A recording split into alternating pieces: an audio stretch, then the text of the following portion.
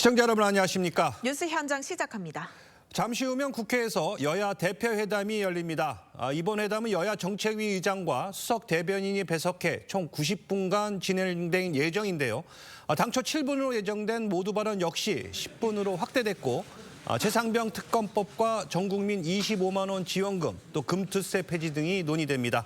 의료 대란 문제는 공식 의제로 채택되지 않았지만 회담 과정에서 자연스럽게 논의가 오갈 것으로 예상이 되고 있습니다. 네, 무려 11년 만에 성사된 여야 대표 회담입니다. 어떤 결과가 나올지 관심이 집중되는데 회담을 마치면 양당이 공동 입장문이 나올 것으로 예상이 됩니다. 현장으로 옮겨서 모두 발언 한번 들어보겠습니다.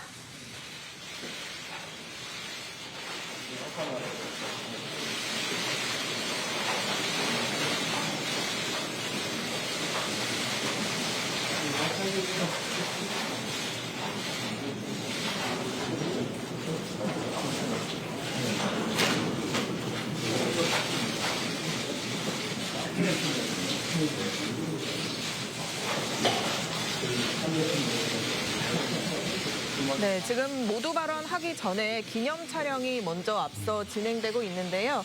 회담에 참여하는 양당 대표뿐 아니라 정책위 의장과 수석 대변인이 함께 기념 촬영을 하고 있습니다. 네, 한동훈 대표는 역시 붉은색 넥타이를, 또 이재명 대표는 푸른색 넥타이를 메고 나왔습니다. 진행하셨나요? 예, 모두 발언 순서는 한동훈 대표가 먼저 하고 그다음이 이재명 대표가 하는 것으로 예정되어 있는데요. 지금 시작하는 것 같습니다. 이 대표님께서 제가 먼저 말씀드리라고 양보해 주셔서 제가 먼저 말씀드리겠습니다. 국민 여러분, 좋은 휴일 보내고 계십니까? 기록적인 폭염에 얼마나 힘드셨습니까? 국민의힘 당대표 한동훈입니다. 이재명 대표님께서 당대표가 되신 후에 민주당의 회의실에 걸린 백보드의 슬로건을 제가 봤습니다. 새로운 민주당, 다시 뛰는 대한민국. 제가 당대표가 된 후에 국민의힘 회의 백보드로 건 슬로건은요. 차이는 좁히고 기회는 넓히고입니다. 과거 전통적인 기준으로 보면 오히려 양당의 슬로건이 서로 바뀐 것 아닌가 하고 생각하실 분들도 있을 겁니다. 제가 격차 해소를 말하고 이 대표님께서 성장을 말씀하십니다. 이것은 국민의힘과 민주당 모두 전통적인 지점을 확장하여 상대를 향해서 움직이려는 노력을 시작하고 있다는 것을 보여주는 것이라고 생각합니다. 여야 대표의 회담이 자그마치 11년 동안 열리지 못했다고 합니다. 대표끼리 만나지도 못할 정도의 극단적인 대치 상황이 그렇게 오래 지속되었던 겁니다. 11년 만에 열리는 이번 여야 대표 회담이 이견을 좁히고 공감대를 넓히는 생산적인 정치, 실용적인 정치의 출발점이 될 수 있을 거라는 믿음이 있습니다. 자, 이제 우리의 정치로 국민의 문제를 해결해 봅시다. 민생이 무엇보다 우선입니다. 청년의 삶에 집중해야 합니다. 지금은 아무리 열심히 일해도 윗세대처럼 잘 살 수 없다고들 하십니다. 차이를 좁히고 기회를 넓히겠다는 우리의 정치적인 다짐은 열심히 일하면 잘 살 수 있다는 희망을 복원하겠다는 것입니다. 주거 격차, 자산 격차, 돌봄 격차, 교육 격차를 줄이고 좁히는 정치를 하자는 말씀을 드립니다. 자본시장의 밸류업 정책으로 자산 형성의 사다리를 더 많이, 더 쉽게 만들어야 합니다. 금투세를 폐지하는 데 저희 국민의힘이 집중하는 것도 그런 이유입니다. 불합리한 상속세제 때문에 대한민국의 기업 활동을 중단하는 상황도 막아야 합니다. 1대 99식의 국민들 갈라치기 정치 프레임은 개미 투자자들 모두가 피해를 보고 기업의 폐업으로 근로자들이 일자리를 잃는 냉혹한 현실 앞에 설 자리가 없습니다. 이 대표님께서도 금투세가 이대로는 안 된다는 인식을 갖고 계신 것을 저는 다행스럽게 생각합니다. 그러니 오늘 우리가 의미 있는 공감대를 만들어 보겠습니다.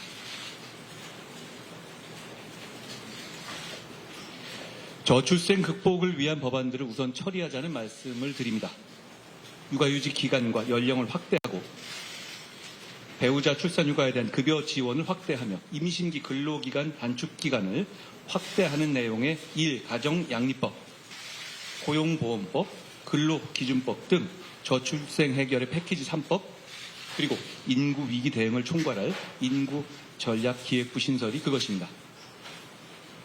촉법소년 연령 하향, AI기본법, 반도체 특별법 등 지난 국회에서 처리되지 못한 국민의 안전과 민생에 관한 시스템 법안들도 우선 처리될 수 있어야 합니다. 민주당은 현금 살포를 민생 대책으로 말씀하십니다만 쓸 수 있는 혈세는 한정되어 있고 개인들이 느끼는 격차의 질과 수준이 다 다르기 때문에 모두에게 획일적인 똑같은 복지가 아니라 모두의 필요에 맞춰진 복지를 하겠다는 것이 국민의힘의 생각입니다. 내년 취약계층에 대한 지원금을 4인 가족 기준으로 연간 240만 원을 늘린 것이나 저소득 대학생의 월 20만 원의 주거 장학금을 신설하는 것, 연 240입니다. 사병월급을 205만 원으로 늘린 것, 소상공인 지원 예산을 역대 최대로 대폭 늘린 것도 그 실천이죠. 이런 민생 대책은 민주당이 주장하는 현금 살포처럼 일회성이 아니라는 점에서 더 효과적입니다. 그리고 무엇보다 정교합니다. 국민의힘은 그런 생각을 더욱 집중적으로 실천하기 위해서 격차 해소 특별위원회를 출범시켰습니다. 의료개혁도 결국 민생을 위한 것이라는 점을 말씀드리고 싶습니다. 다만 당장의 의료 공백에 대한 국민의 불안감을 해소하는 일도 우리 정치의 중요한 임무입니다. 당대표로서 의료개혁의 본질과 동력을 그대로 유지하면서도 당장의 국민들의 염려와 불안감을 해소하기 위해서 더욱 노력하겠다는 약속을 드립니다. 에너지 문제 해결에는 저와 이 대표님의 그 사이에서 주목할 만한 공감대가 있는 것 같습니다. 이 대표께서 에너지 이슈를 주요 정치 과제로서 말씀하셨습니다. 저는 당대표 출마 선언에서부터 에너지 정책에서 이념의 때를 벗기겠다는 말씀을 드렸습니다. 에너지 문제를 중시한다는 점에서 우리의 생각이 다르지 않은 것 같습니다. 대한민국의 저탄소 성장과 미래 세대의 먹거리를 위해서는 첫째, 저렴하게 전력을 공급할 전력망. 둘째, 세계 1위 원자력 산업의 새로운 도약. 셋째, 신재생 등 새로운 에너지원 개발을 통한 전력의 다변화가 필요하다고 생각합니다. 전력이 핵심인 AI 시대를 대비하는 길이기도 합니다. 다만 이 세 가지 모두가 정치 사회적 갈등의 진원지가 되어 왔습니다. 송전망을 확충하고 방패장 부지를 선정하고 신재생 에너지 발전의 터전을 정하는 일은 늘 사회적으로 어려웠고 정치적으로 가로막혀왔죠. 사회적 갈등을 해소하고 새로운 성장과 도약의 장애물을 걷어내는 일, 그게 정치가 해야 할 일이지 않겠습니까? 다행히도 이런 문제 해결에 대한 공감대를 여야의 대표가 이미 가지고 있습니다. 오늘 회담을 통해서 이 대표님과 제가 에너지와 관련한 이런 정치적, 사회적 갈등을 책임지고 해결하겠다는 다짐, 에너지 공동선언을 했으면 좋겠습니다. 정치개혁합시다. 불확실성의 영역인 정치에서 확실하다고 말할 수 있는 것은 많지 않죠. 그런데 이건 확실합니다. 국민은 정치개혁을 원하고 계십니다. 특히 국회의원 특권 내려놓기 정치개혁에 대해서는 진영을 불문하고 원하고 계시다고 생각합니다. 이 대표님께서는 과거 국회의원에 대한 국민 소환제를 도입해야 한다는 대선 공약까지 내놓으실 정도로 특권 내려놓기에 과감하셨던 입장이셨습니다. 불체포 특권, 재판 기간 중 세비 반납 등 이미 국민 여론이 충분히 공감하고 논의된 특권 내려놓기 개혁을 이번에는 반드시 실천해보자는 말씀을 드립니다. 그 외에도 남용되고 있는 면책 특권의 범위를 의정 활동과의 연계가 적은 악의적이고 고의적인 범죄의 경우에는 법률로 제한하는 방안도 논의해야 합니다. 현재는 헌법의 테두리 내에서 법원의 판례로서 면책특권의 범위를 정하고 있는데요. 헌법의 범위 내에서 법률로서 그 한계를 명확히 정해서 반복되는 면책특권의 남용을 막을 필요가 있다고 생각합니다. 과거 이 대표님께서도 면책특권의 제한 필요성을 여러 차례 제기하셨기 때문에 양당 대표의 생각이 같은 지금이 면책 특권 남용을 제한하는 추진을 하는 것에 적기라고 봅니다. 국민들께서 그걸 바라실 거라고 생각합니다. 법안의 강행 처리, 거부권, 재표결, 폐기, 그리고 재발의라는 이런 도돌이표식 정쟁 정치가 개미지옥처럼 무한 반복되고 있고 국회 탄핵 소추권의 남용과 처분적 입법의 남발이 헌법 질서를 위협하고 있습니다. 이런 악순환을 끊어내자는 말씀을 드립니다. 사실 하는 우리도 보시는 국민들께서도 모두 피곤하지 않습니까? 최근 이 대표님을 수사한 검사에 대한 탄핵이 헌법재판소에서 만장일치로 기각됐죠. 이 대표님과 민주당에 대한 수사나 기소에 관여한 검사들을 상대로 시리즈처럼 해온 민주당의 탄핵은 곧 예정된 판결 결과에 불복하기 위한 빌드업으로 보는 분들이 많이 계십니다. 이건 재판받는 한 개인에 대한 문제가 아닙니다. 사법부의 재판에 대해서 주류 정치 세력이 불복하면 민주주의의 위기, 법치주의의 위기가 오고 국민 모두가 피해를 보기 때문입니다. 곧 나올 재판 결과들에 대해서 국민의힘은 설령 그 결과가 마음에 들지 않더라도 선을 넘는 발언이나 공격을 자제하겠습니다. 그러니 민주당도 재판 불복 같은 것은 생각하지 않으실 것이라고 저는 기대합니다. 무죄를 확신하고 계시는 듯하니 더욱 그렇습니다. 정치개혁에 관해서 한 가지 더, 지방선거 전에 현재의 거주 요건도 없을 정도로 전 세계 유례 없이 허술한 외국인의 지방선거 투표권 문제도 개선하자는 말씀을 드립니다. 이 대표님과 저의 공통점은 중앙정치, 소위 여의도 정치에 오래 물들어 있지 않은 사람들이라는 점일 겁니다. 그렇다면 오늘 우리 두 사람은 새로운 정치를 얘기할 수 있어야 합니다. 오늘 회담에서 우리 두 사람이 정쟁의 중단을 대국적으로 선언하고 미래지향적이고 생산적인 정치개혁의 비전에 대해서 합의했으면 합니다.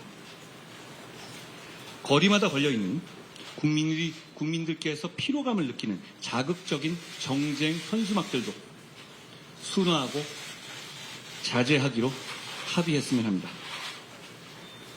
국회에서 비정쟁 법안을 따로 빼내어 처리하는 민생 패스트트랙을 만들자는 말씀도 드립니다. 우리가 싸우는 걸 모두 멈추지는 못하더라도 어떤 경우에도 민생 법안들의 절차는 신속하고 정상적으로 돌아가게 합시다.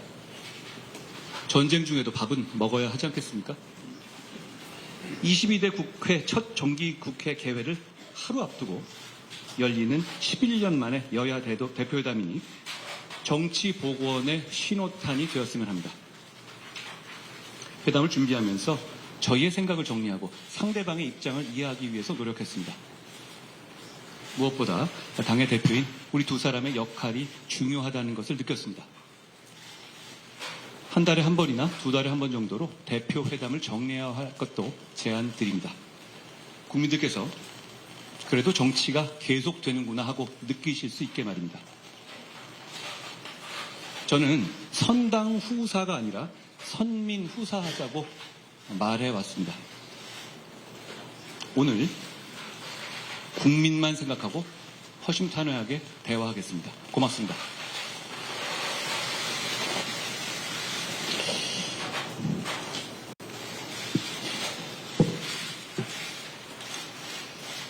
네, 존경하는 우리 한동훈 대표님 말씀 잘 들었습니다. 우리 오늘 두 사람의 만남이 좋은 성과로 연결되기를 저도 기대합니다. 추석이 다가오는데 우리 국민들의 삶이 너무 어렵습니다. 거기다가 최근에는 의료 대란 같은 문제 때문에 사회적 불안도 너무 커지고 있어서 참으로 안타깝습니다. 고물가, 또 고금리, 실질소득의 감소, 경기의 구조적 침체, 그리고 사상 최대로 기록되는 임금체불, 거기다 자영업자 폐업까지 참으로 심각합니다. 가급적이면 우리 국민들의 더 나은 삶을 기획할 수 있도록 실효적인 의미 있는 회담이 되기를 바랍니다. 제가 생중계를 그렇게 선호하지 않은 것도 이게 여야가 만나면 서로 존중하고 동질점을 찾는 게 아니라 차이를 먼저 드러내고 공격하고 억압하고 이러다 보니까 사실 만나면 더 갈등이 격화되는 경우가 많았기 때문에 거의 만남이 없었던 것 같습니다. 그렇기 때문에 더 존중하고 인정하고 그리고 양보하는 그런 태도, 특히 상대에 대한 인격적 존중이 정말로 필요하다, 그런 생각을 합니다. 존중하지 않으면서 존중하는 척하고 상대에게서 뭔가 뺏어야 되겠다, 이런 생각을 가지고 얘기를 하게 되면 아무것도 이루어질 수가 없죠. 그래서 좀 허심탄회한 얘기를 할 수 있는 그런 공간이 필요하고, 그러려면 남들이 보는 공간에서의 대화도 필요하지만 실제로 내 속을 얘기할 수 있는 그런 기회가 좀 필요해서 굳이 생중계에 재고를 요청했는데, 또 다행히 우리 존경하는 한동훈 대표께서 수용해 주셔서 감사드립니다. 실질적인 좀 논의가 이루어질 수 있기를 기대합니다. 그리고 이제 회담에는 공식 의제라고 하는 게 있게 마련인데, 여러 가지 합의를 했습니다만 의료 대란을 공식 의제에서 빼자고 아마 얘기가 된 것 같습니다.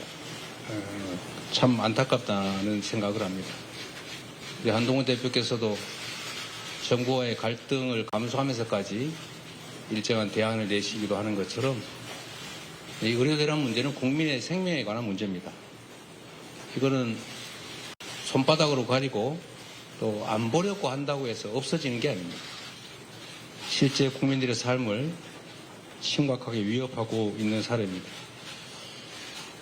한동훈 대표께서 말씀하신 것처럼 저는 의료계획의 기본적 방향, 그러니까 의사 정원을 좀 늘려야 된다, 필수 공공의료, 지역의료 강화해야 된다 라는 점에 기본적으로 동의합니다.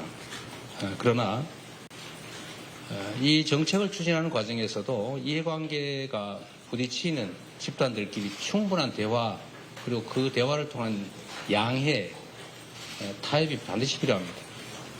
일방적으로 힘으로 밀어붙여서 상대방의 굴복을 강요하게 되면 성공하더라도 부유층 피해가 너무 큽니다. 사회적 비용이 너무 크다라는 말씀을 드리고, 정책 수행이 지금처럼 거칠고 급하고 과해서는 결국 예상된 이런 부작용이 나타날 수밖에 없다는 것입니다. 그 부작용이 정말 세계 최고를 자랑하는 의료체계의 붕괴 위기를 불러봤고, 응급실 뺑뺑이로 안 죽어도 될 사람이 죽는 사고가 이미 작년 한 해 총 발생량을 이미 초과하고 있습니다. 얼마나 불안하겠습니까? 사실 저도 불안합니다. 갑자기 밤에 저나 가족들이 아프면 어디로 가지? 라는 생각을 하게 됩니다. 다치지 말자, 병들지 말자, 살아남자 이런 얘기들을 우리 국민들이 농담처럼 자조적으로 하고 있는 이 현실을 반드시 정확하게 파악하고 가능한 실효적 대안을 마련해내야 합니다. 이 한동훈 대표님과 이 문제에 대해서도 충분한 대화가 이루어지기를 기대하고 또 실효적 대책은 대화로 만들어낼지라도 일단 정확한 현상 파악, 문제의 인식, 토론, 대화, 공감대 형성을 위한 의료대란 대책이 이걸 국회 내에서 여야 모두가 함께 좀 만들어서 해법을 좀 강구해 보자는 말씀을 제가 드리고 싶습니다. 전 국민의 관심사이고 아주 오래 끌어온 가장 큰 현안이죠. 해병대원 특검법. 우리 한동훈 대표께서도 전 국민을 상대로 공언하셨습니다. 저는 그게 진심이라고 생각합니다. 그 진심이 지금도 바뀌지 않았을 것으로 확신합니다. 제3자 추천 특검으로 하자라고 말씀하셨습니다. 저희가 적극적으로 검토하겠다고 말씀드렸습니다. 또 조건을 하나 더 붙이셨는데 증거 조작 이것도 특검하자 하시죠. 괜찮습니다. 저희가 수용하겠습니다. 이제 결단하셔야 됩니다. 입장이 난처한 거 이해합니다. 그러나 공당이란 또 국민을 대표하는 정치인이란 자신이나 개인 또는 주변의 특별한 문제 때문에 국민적 대의를 벗어날 수는 없는 것 너무 잘 아실 겁니다. 말씀하신 것이기도 하고 또 해야 될 일이기도 하고 그러니 이제 결단해 주시길 부탁드리고 또 뭐 소소한 조건들을 추가한다면 그 역시도 저희가 적극적으로 검토하겠다는 말씀을 드립니다. 전 국민에게 소비 쿠폰을 지급하는 전국민 민생회복지원금도 저는 적정한 선에서 우리가 대화로 타협했으면 좋겠습니다. 현금 지원이라고 말씀하시는데 좀 잘못 알고 계신 것 같고 이건 현금을 지원하는 게 아니라 특정 기간 내에 몇 개월 안에 쓰지 않으면 소멸하는 소멸성 지역 화폐, 즉 소비 쿠폰입니다. 해당 지역에서 소상공인 자영업자 골목 상권에서만 쓸 수 있는 소비 진작책이다. 소득 지원 효과와 소비 진작 그리고 자영업자 살리기, 골목 상권 살리기, 지방 살리기 그리고 경제 활성화를 통해서 세수 증대에도 도움이 되는 가장 효율적 정책이라는 말씀을 드리고 아마 이해하실 것으로 생각됩니다. 자꾸 균등 지원 말씀을 하셔서 저는 이게 복지 정책이 아니고 경제 정책, 재정 정책이기 때문에 세금을 더 많이 내는 사람을 역차별할 필요가 없다. 오히려 더 지원하지 못할 망정 가치는 지원해 줘야 되는 거 아니냐. 반사적 이익을 같이 누리게 해야 되는 거 아니냐라고 생각하는데 굳이 차등 지원, 선별 지원 하겠다면 그것도 저희가 받아들일 용의가 있으니까 적정한 선에서 협의해서 좀 지원하도록 했으면 좋겠다는 말씀드립니다. 이건 역시도 간과할 수 없는 부분인데 최근에 이 독도 문제나 교과서 문제 또 일제 침략에 관한 문제들이 논란이 되고 있습니다. 국가의 구성에는 3대 요소, 영토, 주권, 국민이 있습니다. 그런데 영토를 부정하는, 독도 영유권을 부정하는 행위 또는 주권을 부정하는 행위, 즉 외국의 침략을 합리화하는, 미화하는 행위, 이것은 국가를 부정하는 그야말로 윤석열 대통령께서 자주 말씀하시는 반국가적 주장입니다. 이런 반국가적 주장에 대해서는 형벌을 과하는 건 표현의 자유 측면에서 과하다고 할지 모르겠지만 최소한 공직을 맡기는 부적절하다라는 생각에서 공직 취임을 제한하는 법안을 저희가 준비 중인데 협조해 주시면 좋겠다는 그런 생각 가지고 있습니다. 정책개혁에도 많은 말씀을 해주셨지만 저는 국회의원의 특권 얘기도 중요하지만 상응하는 대통령의 소추권에 대해서도 같은 차원에서 접근해야 된다고 생각합니다. 이게 행정 독재 국가로 흘러갈 위험성이 매우 높습니다. 법 앞에 평등을 말씀하시던데 제가 보기에는 법 앞에 형식적으로 평등할지는 몰라도 검찰 앞에서는 매우 불평등합니다. 사람 따라 법의 적용이 완전히 달라지고 있습니다. 이런 측면에서 정치개혁은 심각하게 함께 논의하되 형평성 있게 심도 있게 논의하는 것이 꼭 필요하겠다 이 말씀을 드립니다. 특히 최근에 계엄 얘기가 자꾸 얘기되고 있고 종전에 만들어졌던 계엄안에 보면 계엄 해제를 국회가 요구하는 것을 막기 위해서 국회의원들을 계엄 선포와 동시에 체포 구금하겠다라는 그런 계획을 꾸몄다는 얘기도 있습니다. 이거 완벽한 독재국가 아닙니까? 이런 문제에 대해서도 우리가 오히려 더 심각하게 고민해야 된다. 정치적 공세가 아니라 국가와 국민 그리고 이 나라의 미래를 위해서 합리적이고 모두가 동의할 수 있는 안들을 만들어야 된다고 생각합니다. 물론 합의가 심치 않습니다. 저는 그 중에서도 합의되는 실현 가능한 것부터 먼저 하자 이런 입장을 언제나 가지고 있고 그래서 정치개혁과 관련해서는 우리 한동훈 대표께서도 공개적으로 약속하셨던 지구당 부활 문제만이라도 우선적으로 좀 처리됐으면 좋겠다 그 생각이 듭니다. 정치에서 말은 정말로 중요하죠. 실질적, 실효적 논의가 되기를 기대합니다. 저는 정부도 정부지만 여당의 역할도 매우 중요하다고 보는데 지금 쌀값, 한우값 문제가 심각합니다. 이건 결국 식량 안보 문제와 직결될 수 있는데 20만 원 쌀값 약속을 안 지켜서 현재 17만 원대까지 떨어졌는데 이러다가 대한민국의 식량 주권에 위협이 오지 않을까 걱정됩니다. 실질적 대책을 좀 마련하길 기대하고 또 한편으로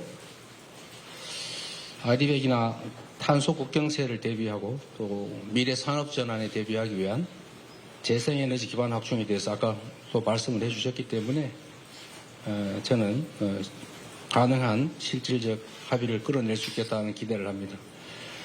인공지능 시대를 대비하는 반도체 또 미래 과학기술 투자 역시도 함께 얘기해서 실질적인 대안을 만들어낼 수 있을 것으로 기대하고 함께 논의해 보겠습니다. 아까 금투세 말씀을 해 주셨는데 역시 이것도 저희가 함께 얘기할 수 있을 겁니다.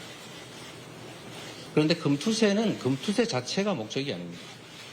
대한민국 주식시장이 비정상이기 때문에 세계 대부분의 국가들이 가지고 있는 금투세를 지금 적용하면 안 그래도 비정상인 대한민국 주식시장이 문제가 생길 수 있으니 이걸 좀 교정하자, 보완하자 이런 차원에서 한 얘기 아닌가 싶습니다.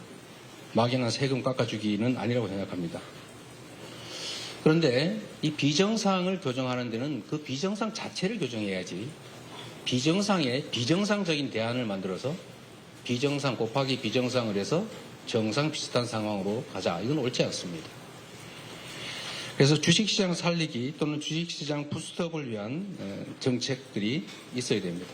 시장을 정상화하기 노력해야지 시장이 비정상이니까 비정상적인 대책을 내자는 것 적절하지 않다고 보고 시장이 정상화될 수 있도록 시장의 저평가 이걸 해결할 수 있도록 주주 보호를 위한 상법 개정, 주주 충실 의무 확대라든지 또는 소수 주주자 보호를 위한 제도 도입이라든지 이런 것들이 필요할 것 같고 또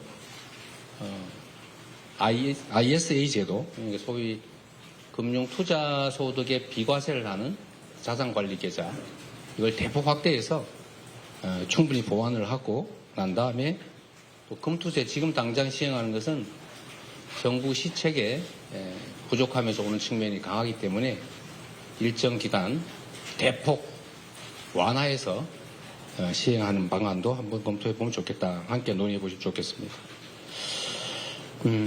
생각과 입장이 달라도 대화와 타협을 통해서 국민의 삶을 개선하는 게 바로 정치입니다. 서로 존중해야 되겠죠. 인정하고. 그리고 가짜뉴스, 거짓말로 상대방을 음해하거나 또는 폭언하고 비방하거나 이러면 대화가 안 됩니다. 잘 보시겠지만 저는 특정 개인 비방 잘 하지 않습니다. 그 대화를 막기 때문이죠. 대화와 타협이 일상이 되는 정상적인 정치를 복원하기를 기대합니다. 우리 단 대표께서 지금 말씀하시는 것처럼 민심을 존중하고 국민 중심의 또 국익 중심의 정치를 하시면 적극적으로 협력하도록 하겠습니다. 또 한 가지 저는 말씀을 드려야 되는데 이 측면에서 뭐 여당이 하는 일은 아니겠습니다만 이 정치라고 하는 게 죽고 죽이는 전쟁은 아닙니다. 상대도 일정 정도를 얻고 나는 그보다 좀 더 얻겠다. 또 다른 것을 얻겠다. 이렇게 하는 게 정치죠. 제거하는 게 가능하겠습니까? 그런데 최근에 이 전 정권에 대한 정치 보복이라고 볼 수 있는 그런 과도한 조치가 좀 많아지는 것 같습니다. 이런 것들이 결코 실정이나 또는 정치의 실패를 덮지는 못한다라는 말씀 드립니다. 지난 본회의에서 여야 합의를 통해 전세사기 특별법 같은 민생법안 처리가 됐습니다. 숨통이 좀 트였습니다. 한동훈 대표께서 말씀하시는 것처럼 양보하고 타협하는 정치를 복원해야 되고 가급적이면 차이를 드러내기보다는 공통점, 같은 점들을 좀 찾아내기 위한 노력을 하고 그 같은 점들을 실천하는 그런 출발점이 되기를 기대합니다. 그런 면에서 보면 우리가 대선이든 지방선거든 총선이든 무수히 많은 공약들을 합니다. 이 중에 여야 간의 공통 공약이 있습니다. 이 공통 공약들을 합의해서 처리를 하는 게 어떻겠냐 제가 계속 제안했는데 지금까지는 진척이 없습니다. 다행히 우리 한 대표께서 좀 전에 합의되는 공감되는 일들은 좀 처리하자는 말씀을 해주셨는데 이번에는 아예 우리가 공통공약 처리를 위한 협의기구나 이런 것들을 만들어서 공식적으로 공개적으로 공통공약을 처리해 가기를 기대합니다. 우리 한동훈 대표께서 이런 말씀하셨다고 합니다. 그러라고 63%가 저를 지지했다 이런 말씀을 하셨다고 합니다.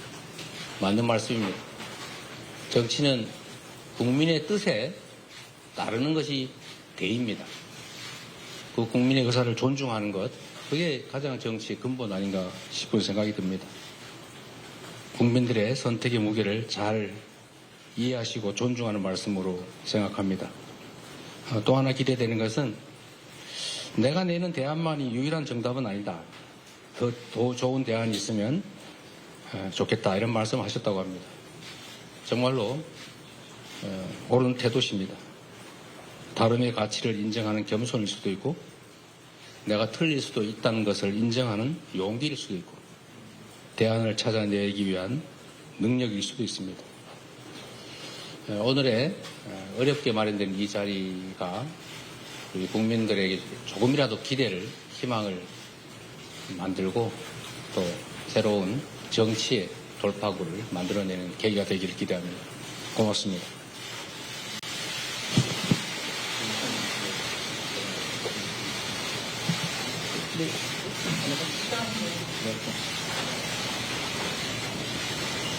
자, 지금 한동훈, 이재명 대표의 모두 발언을 들어봤습니다. 주요 의제들에 대한 양당의 입장차가 좁혀질 수 있을지 주요 정치권 쟁점들 전문가분들과 하나씩 짚어보도록 하겠습니다. 네, 스튜디오에 이현종 운알보 논설위원, 윤기찬 국민의힘 법률위부 위원장, 김형주 전 민주당 의원, 김진욱 전 민주당 대변인 나오셨습니다. 안녕하세요. 안녕하세요.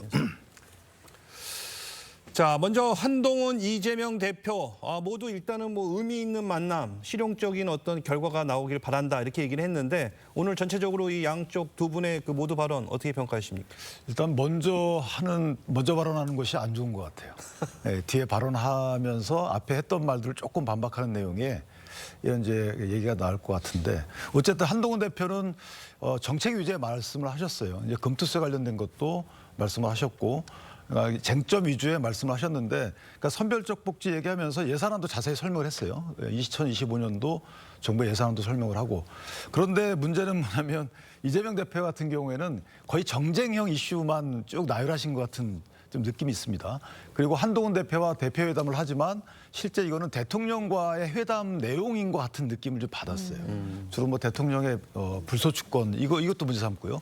그다음 의료대학과 관련돼서 정부 책임론도 말씀하셨고, 그러니까 뭐 독도 관련된 영유권 문제 이런 부분도 말씀하셨고, 그러니까 거의가 금투세와 뭐 지구당 부활, 그다음에 여야 공통공약을 논의하자라는 정도의 기본적인 멘트 이외에는 대통령을 비판하는 정쟁형 이슈에 관련된 말씀을 길게 하셨기 때문에 제가 예상했던 것보다는 합의될 가능성이 많은 소재가 좀 적지 않을까라는 생각을 합니다.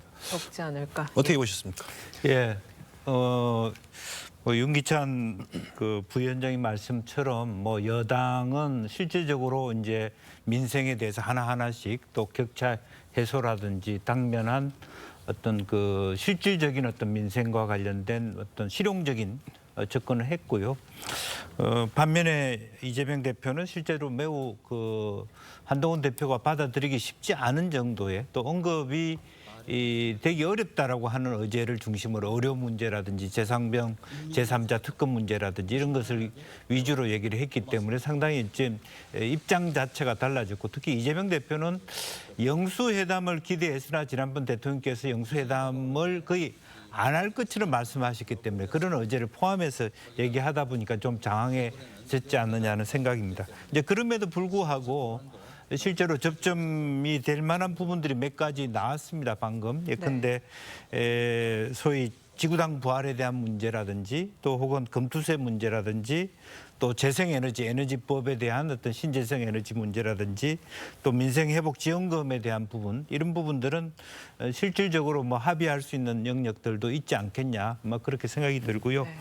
그 시간대가 서로 10분만 한다고 했는데 한 15분 이상씩 하셨기 때문에 제가 정확히 계산해봤는데요. 한동훈 대표가 13분, 네. 근데 이재명 대표가 한 18분 정도 하신 네, 것 같습니다. 그렇기 때문에 정치인들 말은 그렇게 믿을 수 없다. 그런 게 또 반복되고 있는 것 같습니다. 네, 두 여야 대표 모두 10분을 훌쩍 넘긴 모두 발언을 했는데 뭐 한동훈 대표는 주어진 원고를 주로 읽는 모습이었다면 이재명 대표는 좀 자유롭게 말을 바꿔가는 듯한 그런 인상도 받았는데 좀 어떤 점에 중점을 두고 모두 발언을 준비했을 거라고 보시는지 궁금합니다. 아까 말씀하신 대로 아마 이제 한동훈 대표는 이제 미리 좀 준비해서 정리된 부분들 이야기했다면 물론 뭐 이재명 대표도 준비를 쭉 했는 걸로 보여지지만 그동안 민주당이 주장했던 여러 가지 어떤 이슈를 점점 어떤 면에 좀 요약해서 이야기한 그런 측면이 있었던 것 같습니다. 특히 이제 이 뭐 해병대 특검법이야 뭐 그동안 주장했지만 특히 이제 독도 문제라든지 뭐 일제 침략 문제라든지 그다음에 이 계엄령 문제까지도 이야기를 했어요. 뭐 의원들을 구금해서 만다 이런 이야기까지 했었는데 근데 좀 더 보시면 헌법에는요 이 계엄령이 선포되더라도 의원들의 불체포 특권은 건드리지 못하도록 되어 있습니다.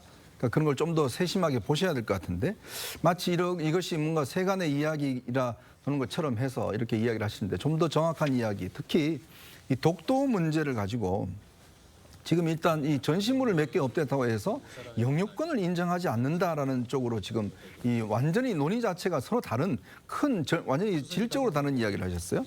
아니 언제 정부가 지금 독도 영유권을 인정하지 않는다라는 이야기를 누가 한 적이 있나요? 그러니까 지금 일반적인 몇 군데에서 전시물을 교체하고 뭐 이런 과정은 있었습니다. 자, 근데 이게 지금 독도 영유권을 인정하지 않고 주권을 지금 부정하는 행위다라고 지금 완전히 지금 다른 이야기를 하고 있지 않습니까? 저는 이런 것들은 정말 이 정치인들이 국민들에게 아까 이야기했지만 말이 중요하다고 이야기를 했잖아요. 예. 그러면 그 말에 대한 근거를 좀 이야기를 해야 될 겁니다. 뭐 시중? 도대체 시중 어디서 이야기가 나오는 것인지, 누가 이야기하는 것인지, 그냥 본인의 뇌피셜인 것인지, 누가 지금 독도 영유권을 인정하지 있지 않는지, 그리고 또 계엄령을 하면 국회의원들 누가 다 잡아서 구금한다고 이야기하는 것인지, 이거야말로 지금 야당이 너무 피해망상증에 있는 게 아닌가라는 부분들을 노출해서 국민들이 보시기에도 좀 불편하지 않았을까라는 저는 생각도 듭니다. 네. 대변인 총평도 들어볼까요? 예. 예, 오늘 뭐 한동훈 대표가 먼저 말씀 주신 부분 중에서 이견을 좁히고 공감대를 넓히는 자리가 되었으면 좋겠다. 뭐 이 오늘의 이 회담을 한마디로 잘 정리하신 것 같아요. 지금 방금 전에 앞에서 여러 패널들께서도 말씀을 주셨습니다만 아마 오늘 합의를 많은 부분에서 합의를 이루기는 좀 어려운 부분이 있을 것이다. 다만 이렇게 많은 그 자리를 통해서 또 만나서 대화하는 자리를 통해서 그런 이견을 좁혀가는 그런 시작점이 출발점이 될 수 있다는 점에서는 오늘 상당히 좀 의미가 있어 보이고요.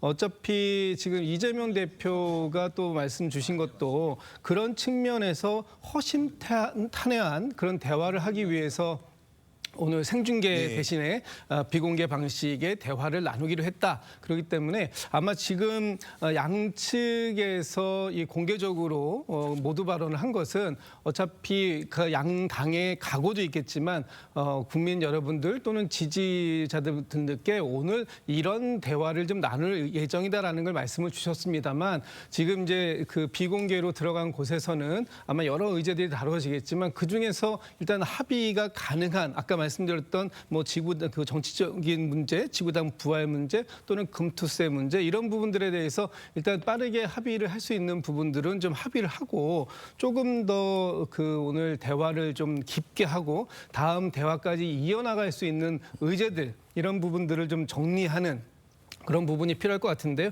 저는 크게 기대는 뭐 하기는 어려울 수도 있겠다 이런 뭐 전망들이 많이 나오지만 그래도 오늘 첫 회담이 국민들께서 많이들 관심 갖고 지켜보시는 만큼 나름의 성과를 만들기 위한 양측의 노력은 있을 것이다 이렇게 보여집니다. 네. 알겠습니다. 자, 합의된 의제들을 좀 하나씩 살펴보도록 하겠습니다. 자, 일단 그 최상병 특검법에 대해서 한 대표는 그동안 약간 어떻게 보면 정확한 입장을 취하고 있지 않았는데 오늘 민주당에서는 제3자 추천, 증거 조작 다 받아주겠다. 어떻게 보면 공을 이제 한동훈 대표에게 이렇게 던지는 그런 모습을 보는데 오늘 과연 한동훈 대표가 어떤 이에 대한 명확한 입장을 내놓을 수 있을까요?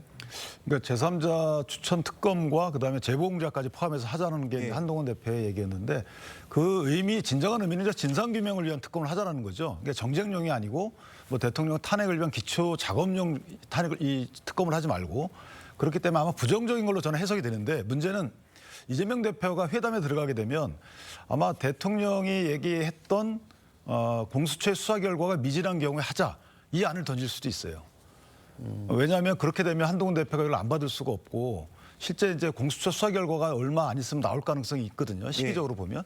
그렇기 때문에 미진하냐 여부에 대해서는 사실 이게 또 해석의 여지가 있는 거라서 일단은 그렇게 국민의힘이 내부의 정쟁 유발용으로 그렇게 던져놓게 되면 한동훈 대표가 만약에 이걸 받게 되면 또 다른 문제가 생기는 게 되는 거죠. 그래서 아마 제가 한동훈 대표라 그러면 이런 여러 가지 어떤 안이더라도 한동훈 대표는 특검안은 안 받을 걸로 보여지고요. 그러나 만약에 이재명 대표가 확 물러서 가지고 대통령이 말씀하셨던 수사 결과 미진시에 받자 이렇게 또 제안을 했을 때가 이제 한동훈 대표 입장에서 보면 어려움이 있을 것 같습니다. 네, 그렇군요. 조금 전에 모두 발언에서 한동훈 대표는 이 최상병 특검법 관련 발언을 하지 않았고 이재명 대표는 증거조작 특검까지 수용하겠다. 그리고 또 소소한 조건을 붙여도 이렇게 다 추가적으로 검토를 하겠다. 이렇게 발언을 했는데 지금 비공개 회담에서 양측이 좀 어떤 논의가 오갈지 그 부분이 중요한 것 같아요. 아마 이제 그 사실은 이제 처음 이제 모두 발언부터 약간 입장 차이들이 많이 났기 때문에 뭐 그걸 좁히려고 하는 어떤 얘기들이 있는데 예. 최상병 특검법과 관련해서는 사실 한동훈 대표가 두 번째 부결했던 특검안에 있어서 그 시점에서 사실은 이 특검안을 더 이상 수용하기 어렵다는 입장을 표명했어야 된다고 봅니다. 정치적으로. 그런 실기가 있었고 실질적으로도 뭐 독소 조항이 없으면 받을 수 있다라고 얘기하지만 현실적으로 국민의힘 내부에서 이 안을 수용하거나 어떤 안이 오더라도 제3자 특검법 안이 오더라도 받아서 통과시킬 수 있는 힘이 극히 없다고 저는 보여지거든요. 이제 그런 의미에서 현실적으로는 이재명 대표가 한동훈 대표가 받지 않을 수 없는 안을 던질 것이라고 보여지고요. 일단 한동훈 대표 입장에서는 본인의 입장을 크게 그동안에 변경시키지 않았기 때문에 일단 수용하지만 원내에서 논의 결과를 보고 처리하도록 하겠다라는 원칙론에 입각해서 이 받아들일 수밖에 없는 처지에 놓일 것이다. 저는 그렇게 보여집니다. 자, 그런데 앞서 이 국민의힘 송석준 의원은요, 이 독소적 조항이 빠진다는 것이 당내 의원들에게 인식이 되면 얼마든지 검토할 수 있다 이런 말을 하기도 했는데 이 부분은 어떻게 보십니까? 당내 문제. 일단 뭐 지금 아마 한동훈 대표 입장에서는 그러니까 민주당의 시간표와 국민의힘 시간표는 다르다. 아마 이런 입장을 이야기할 것 같아요. 이게 무슨 뭐 민주당이 요구한 대로 며칠까지 해라, 뭐 해라, 뭐 이런 것에 끌려가지 않겠다는 것이고 국민의힘은 국민의힘 나름대로의 어떤 절차를 밟아 나갈 것이다. 아마 이런 입장들을 좀 피력할 것 같습니다. 그건 뭐냐면 지금 일단 당내에서 아직까지 뭐 논의가 제대로 어떤 공개 토론이 이루어진 적이 없지 않습니까? 예. 이제 그런 것들을 아마 이제 앞으로 의제를 띄워서 뭐 의총이라든지 뭐 그런 형태를 통해서 뭐 몇 차례 논의를 아마 할 수 있는 가능성도 있을 것 같아요. 그러면서 의원들의 어떤 뜻을 모으고 왜냐하면 아무리 그렇지만 어떤 정당이 당대표 혼자의 의견을 당론으로 할 수는 없는 거거든요. 예. 그러니까 의원들의 얼마 정도의 동의가 필요하고 또 그런 것들이 이제 절차를 밟아야 되니까 이제 그게 뭐 예를 들어서 민주적인 정당의 가장 기본이 아니겠습니까? 예. 이제 그런 측면들 그러니까 아무 야당에서 압박을 한다 하더라도 아마 한 대표는 이제 그런 입장을 견지할 겁니다. 그리고 이제 이거는 전반적인 공수처의 수사의 어떤 패턴들 이런 것들을 같이 이제 곁들이면서 아마 앞으로 좀 입장을 정해가지 않겠는가 싶은데 뭐 일단 지금 이제 정기국회가 이제 본격적으로 들어가기 때문에 아마 정기국회 이슈도 꽤 많아질 것 같아요. 이제 그러면서 아마 당내에서도 이 논의들이 조금씩 전개되지 않겠는가 그런 생각을 해봅니다. 네, 지금 공식 의제에는 오르지 않았지만 비공개 회담에서 뭐 이야기를 나눌 것으로 이재명 대표가 아마 공식적으로 이야기를 한 것 같습니다. 바로 의대 증원 문제인데요. 한동훈 대표는 지금 본질, 동력은 유지한다는데 공감은 하지만 당장의 불안감을 해소하는 데 당대표로서 역할을 해야 될 것 같다. 이렇게 이야기를 했는데 비공개 대화에서 어떤 이야기가 나눌까요? 저는 저 부분에 대해서는 대화가 없을 거예요. 제 개인적인 생각. 왜냐하면 두 분이 대화해서 해결할 수 있는 방법이 나올 수가 없어요. 네. 이 키는 사실은 이제 정부도 곤란했던 부분이 정부도 서너 번 물러섰거든요. 의사분들의 반발 때문에. 아시다시피 원래 2,000명 예정했다가 이게 1,500명으로 줄었잖아요. 국립대학 자율적으로 선발해라라고 해서. 그다음에 의대의 통일대안을 갖고 오게 되면 2026년도부터 다시 논의하겠다. 이렇게 또 얘기를 했었어요. 증원 규모를. 그러다 통일단안이 안 나오니까 그러면 일단 그냥 논의하자라고까지 얘기를 했었단 말이죠. 그러니까 한동훈 대표가 했던 얘기하고 사실 크게 다르질 않아요. 2026년도에 이걸 증언하지 말자라는 것만 빼놓고는 거의 같단 말이죠. 그렇기 때문에 이런 정부의 여러 번에 걸친 물러섬에도 불구하고 의사분들이 여기에 와서 협상에 응하지 않잖아요. 그렇다면 정치권 내에서 아무런 얘기를 한들 이걸 의사분들이 받아들이지 않으면 이게 효율적인 안이 될 수가 없단 말이죠. 이걸 정부가 겪은 어려움이에요. 그런 것들을 한동훈 대표나 이재명 대표가 모를 리 없습니다. 다만 국민들이 불안해하기 때문에 그 점에 대해서 언급을 한 것뿐이죠. 그렇다면 두 분이 괜히 언급해가지고 이런 질문을 받을 수 있죠. 그러면 의료개혁 하지 말자는 거냐. 이런 질문에 대한 답을 먼저 해야 돼요. 왜? 비현실적인 안에 대해서 언급을 아무리 한들 정치권에서 이게 현실적인 안으로 나오질 않거든요. 그렇기 때문에 저는 그래서 의제에 빠졌던 거고 아마 두 분이 그냥 덕담 수준의 말씀 이외에는 어떤 안에 대한 논의 과정은 없을 것이다. 이렇게 예상합니다. 자, 그런데 만약에요, 이 회담에서 여야가 이 의대 증원에 대해서 한 목소리를 낼 경우 이 대통령실에 대해서는 굉장히 압박감을 느낄 수 있지 않을까요? 대통령이 압박감을 많이 느끼게 될 건데 과연 오늘 한동훈 대표가 이와 관련된 얘기를 말씀을 나눌 거냐는 거예요. 좀 전에 이재명 대표는 이와 관련돼서 입장을 분명히 했습니다. 예. 지금 이 회담에서 국민의 삶을 굉장히 위협하고 있는 민생 문제다. 예. 또 지금 현재 부작용이 나타나고 있고 국민들이 불안해하는데 실효적인 대안이 필요하다. 그래서 지금 그런데도 불구하고 뭔가 이번에 대통령께서 발표하신 내용들을 보면 어떤 이 정확하게 현상을 파악하고 있지 못한 거 아니냐, 인식에 문제가 있는 거 아니냐, 지금 이런 식의 그 모두 발언을 분명히 했기 때문에 이 부분에 대해서 어떻게든지 한동훈 대표의 공감대를 끌어내려고 하는 노력은 하지 않겠는가. 이것이 어떤 합의된 대안으로서의 그 만을 만들어내기는 어렵지만 아마도 그 수석 대변인이 발표할 때 한동훈 대표도 상당한 정도의 공감을 표했다. 이런 정도만 만약에 그 수석 대변인이 발표해서 넣어도 네. 사실은 그 대통령실은 상당한 압박감을 느낄 수밖에 없다. 왜냐하면 대통령께서는 지금 현재 의료 시스템이 붕괴되지 않았다. 여전히 잘 진행되고 잘 돌아가고 있다라고 얘기했지만 일반 국민들이 느끼는 이 인식하고는 상당한 거리감이 있기 때문에 그런 거리감을 이따 발표 때 만약에 지적을 한다면 대통령실에서도 또 한 번 압박감을 느끼게 될 겁니다. 근데 그 오해의 소지가 있을 것 같아서 한동훈 대표도 모두 발언에서 이 얘기를 했어요. 의료 대란에 관련돼서는 의료 개혁은 본질적으로 동의한다. 예. 근데 이제 국민적 불안감이 있기 때문에 본인이 언급했다는 취지이기 때문에 예. 이재명 대표 크게 다르지 않고 다만 더 현실적인 안이 나오는 것보다는 뭐 또 기구를 만들자라는 건 괜찮겠죠. 그리고 의사분들을 향해서도 돌아와 달라라는 메시지는 만약 두 당대표가 정말 국민을 위한다면 나와야 되는 게 아닌가 이렇게 생각합니다. 네. 한동훈 대표가 취임 후 김경수 전 경남지사 복권 문제나 최상병 특검법 이슈에 대해서는 언론 보도로만 나왔지 본인이 직접 발언을 하면서 이견을 키우지는 않았는데 이 의대 정원 관련해서는 당내 의원들을 좀 어떻게 설득할지 대통령을 어떻게 설득할지 언론 앞에서도 본인이 많이 이야기를 하고 있으니까요. 이 부분에 대해 어떻게 보시는지요? 이거는 설득의 문제가 아니라 답은 현장에 있다고 봅니다. 예. 예를 들어서 어떤 노선이나 정치적 어떤 관점의 차이면 굉장히 다툼의 여지가 있겠죠. 그러나 이거는 과연 그럼 현실적으로 벌어지는 일에 대해서 이거를 어떻게 심각하게 느끼느냐 안 느끼느냐 이 문제인 것 같아요. 그러니까 한동훈 대표가 지금 자꾸 이 문제를 주장하는 거는 대통령실과 관점이 다르기 때문에 그런 게 아니라 대통령실이 보고 있는 것은 현재 별 문제가 없다. 제대로 진행되고 있다라는 거 아니겠습니까? 근데 지금 의료 현장에서 들려오는 목소리는 전혀 아니고 저희 기자들이 확인하는 상황은 전혀 그게 아니란 말이에요. 자, 그렇기 때문에 대통령실에서 항상 이야기하지만 어떤 이 민심을 전달하겠다라는 게 한동훈 대표가 항상 이야기해 왔던 거거든요. 그런 부분들을 전달해 줌으로 인해서 지금 정부가 좀 더 민감하게 이 문제에 대해 대응하도록 하는 그런 상황으로 저는 비춰집니다.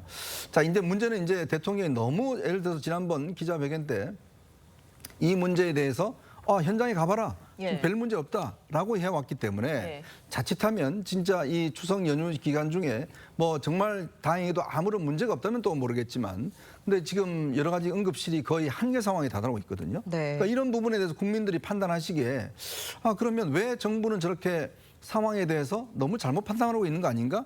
라는 문제가 된다 그러면 이거는 또 한 번의 어떤 좀 갈등의 소지가 충분히 있는 것이죠. 문제는 이거는요. 결국 현장에 답이 있습니다. 현장에 답이 있다. 예, 제가 혹시나 조금 오해 소지가 있을 것을 보태는데 대통령의 인식이 의료 체계가 전혀 문제 없다 이렇게 보고 있는 건 아닌 걸로 저는 인식을 해요. 왜냐하면 기억하다시피 올해 이제 2월 달에 보면 처음에 전공의들이 이제 다 이탈했을 당시에 그때는 한덕수 총리가 오히려 응급실에 문제가 있다고 먼저 얘기를 합니다. 근데 의사분들이 우리가 빠졌어도 교수님들이나 아니면 전임의들이 다 커버하고 있기 때문에 문제가 없다 이렇게 주장을 해요. 다만 정부가 이런 의료 개혁을 위해서 의사분들이 이제 설득하는 과정에서 일시적인 공백이잖아요.